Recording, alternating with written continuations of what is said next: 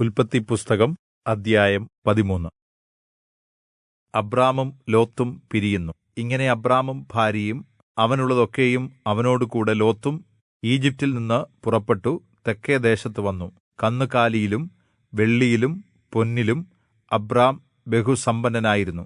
അവൻ തന്റെ യാത്രയിൽ തെക്കുനിന്ന് ബേഥേൽ വരെയും ബേഥേലിനും ഹായിക്കും മദ്ധ്യേ തനിക്ക് ആദിയിൽ കൂടാരം ഉണ്ടായിരുന്നതും താൻ ആദ്യമായി ഉണ്ടാക്കിയ യാഗപീഠമിരുന്നതുമായ സ്ഥലം വരെയും ചെന്നു. അവിടെ അബ്രാം യഹോവയുടെ നാമത്തിൽ ആരാധിച്ചു. അബ്രാമിനോട് കൂടെ വന്ന ലോത്തിനും ആടുമാടുകളും കുടുംബാംഗങ്ങളും ഉണ്ടായിരുന്നു. അവർ ഒന്നിച്ചു പാർക്കുവാൻ തക്കവണ്ണം ദേശത്തിന് അവരെ താങ്ങുവാൻ കഴിയുമായിരുന്നില്ല. സമ്പത്ത് വളരെ ഉണ്ടായിരുന്നതുകൊണ്ട് അവർക്കൊന്നിച്ചു പാർക്കുവാൻ കഴിഞ്ഞില്ല. അബ്രാമിന്റെ കന്നുകാലികളുടെ ഇടയന്മാർക്കും ലോത്തിന്റെ കന്നുകാലികളുടെ ഇടയന്മാർക്കും തമ്മിൽ ശണ്ഠയുണ്ടായി. കനാന്യരും പെരിസ്യരും അന്ന് ദേശത്ത് പാർത്തിരുന്നു. അതുകൊണ്ട് അബ്രാം ലോത്തിനോട്, എനിക്കും നിനക്കും എന്റെ ഇടയന്മാർക്കും നിന്റെ ഇടയന്മാർക്കും തമ്മിൽ ശണ്ഠയുണ്ടാകരുതേ. നാം സഹോദരന്മാരല്ലോ.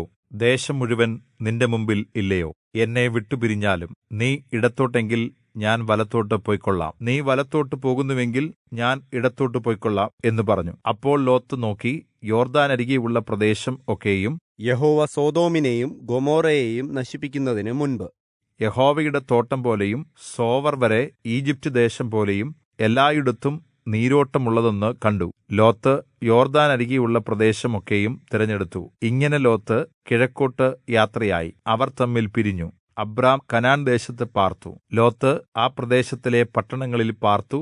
സൊദോം വരെ കൂടാരം നീക്കി നീക്കി അടിച്ചു.